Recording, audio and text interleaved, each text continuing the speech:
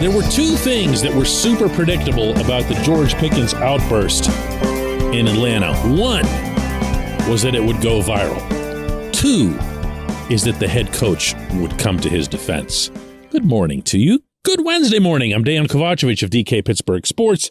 This is Daily Shot of Steelers. It comes your way bright and early every weekday if you're into hockey and or baseball. I also offer daily shots of Penguins and Pirates where you found this. Mike Tomlin's press conference was mostly about the Ravens, AFC North football, the rivalry, Baltimore not having Lamar Jackson in all likelihood, and all that stuff that's related to the next game. But before anyone could completely turn the page on this past Sunday, it had to come up, and did, that Pickens, in coming off to the sideline after the sequence in which Deontay Johnson couldn't make up his mind whether he wanted to drop a pass or fumble it or both, or however it is that one would describe that whole sequence, Pickens made known to everybody within earshot, and I don't even know that it was anybody in particular, that he wanted to be thrown the bleeping ball. And as uncomfortable as that scene, I'm sure, came across to most, it's a common sight. It's a common scenario in football, especially as it relates to wide receivers. What stands out about this one is that it happened in a game setting, which is deemed not okay by pretty much everyone in the football world. And maybe more strikingly, that he was so right. There isn't any rational argument to be had in favor of Kenny Pickett targeting Deontay Johnson 11 times and Pickens twice. Now, if you look at the game live and then look at it again on the All-22, you will see that Pickens didn't do a great job of getting open. You will also see that Pickens was put into the slot, a position he hadn't played at the NFL level. So he was asked to do a bunch of different stuff. As a result, it's kind of understandable that he wasn't getting all that open. And you also can see quite conspicuously that Deontay wasn't getting anything done to help the football team, which is kind of par for the course for him. That in and of itself is a mishmash. But the idea that you target Deontay 11 times and Pickens twice is beyond indefensible, no matter how much mishmash is sprinkled on top of it. There's no way to think, much less say, that it's okay. So yeah, Tomlin did go to bat for his rookie wide receiver, only it wasn't really about any of that. I'll share it with you in a moment. What can you expect at Point Park University in downtown Pittsburgh? Respect, rigor, relevance. That's the Point Park Pledge. You'll be treated with respect while being challenged and supported academically to graduate with career-ready, relevant skills. Visit pointpark.edu to learn more. Here's the entirety of Tomlin's answer as it related to Pickens' tantrum coming off the field. I'd rather say woe than sick 'em. I want a guy that wants to be a significant part of what it is that we do. Now, the appropriate and professional and mature way to express that, we're growing and working on, and we will continue.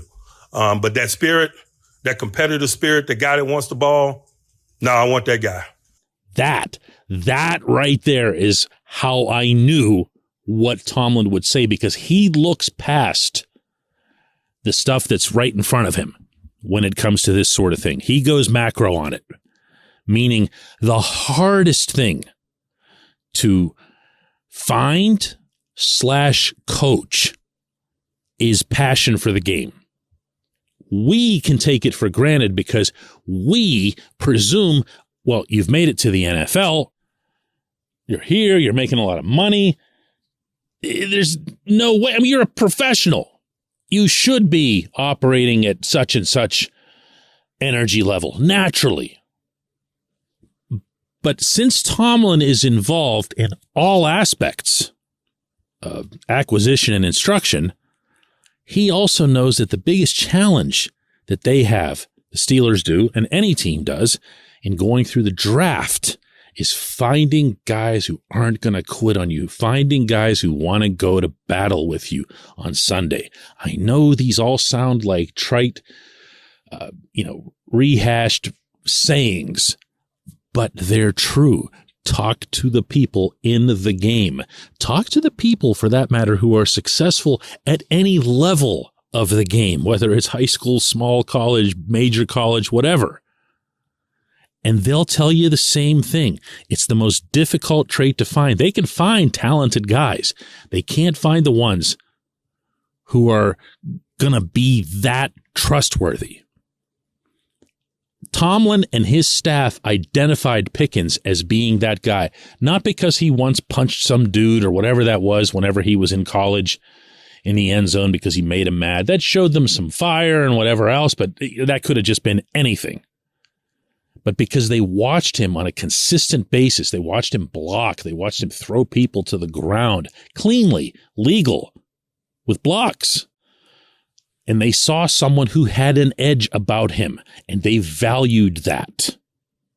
Look at the opposite with Chase Claypool, someone who, I was going to say, goes up for a football and doesn't fight for it, but a lot of times he didn't even go up for the ball. What they saw in him, I don't know. Maybe they thought they could coach it up in him, but with Pickens, they don't have that problem. So the last thing the head coach is going to do, as you kind of picked up from his message there, is try to douse that or dampen that. We want guys who want the ball, as you heard him say. If you've got wide receivers who don't want the ball, my goodness, have you got a problem. Am I right? What if you've got wide receivers who don't want to catch the ball in traffic or tiptoe or run backwards or drop the ball or fumble it? Yeah, you see my point? He's going to take the side of the guy who wants the ball. Now, that said, throw him the bleeping ball. When we come back, J1Q.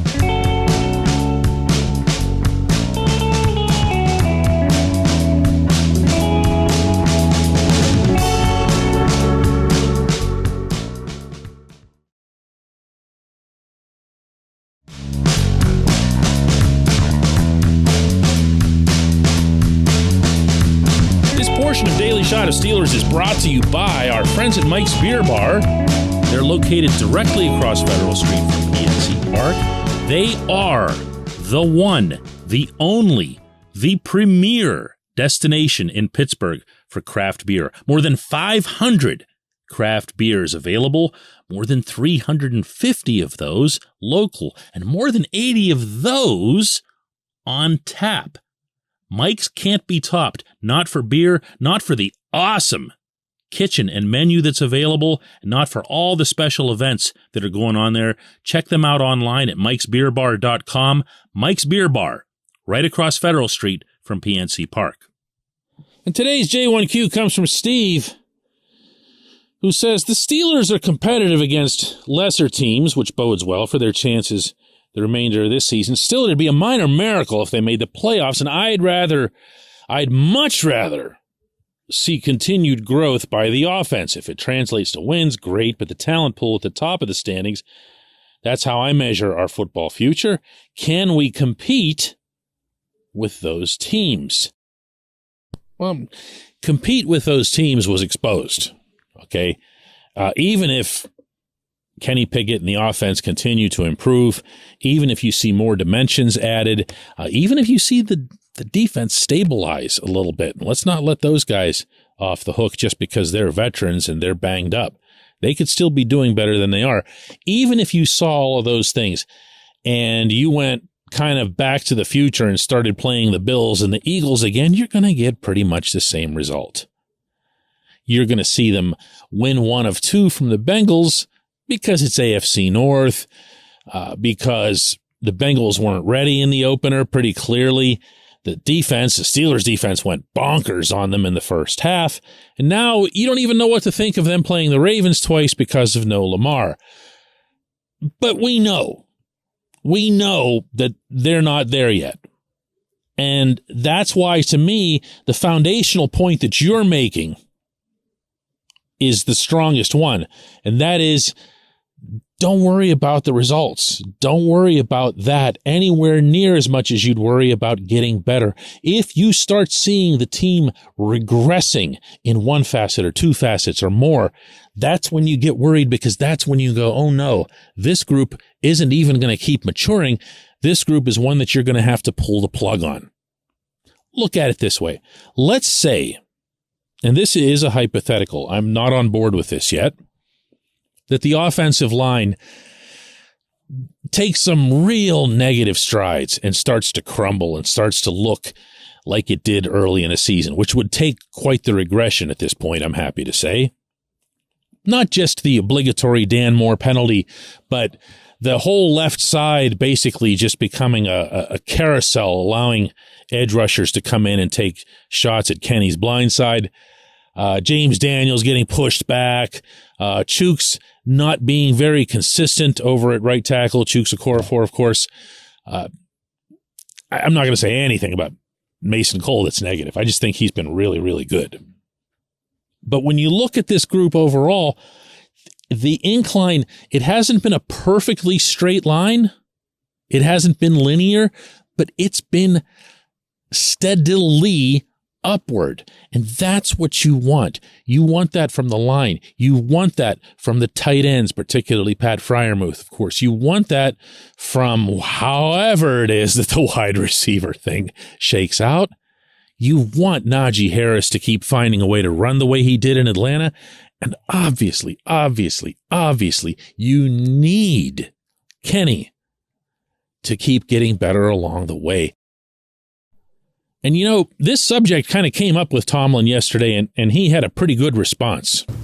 Their development also produces the wins, and so it's the chicken or the egg. We don't grade on the curve. Oftentimes when I'm asked about Kenny, I talk about his progression and the rate of his progression, but I always include in that statement, we're not grading on the curve. We expect him to produce wins while this development is happening, and it's the same thing for all those guys.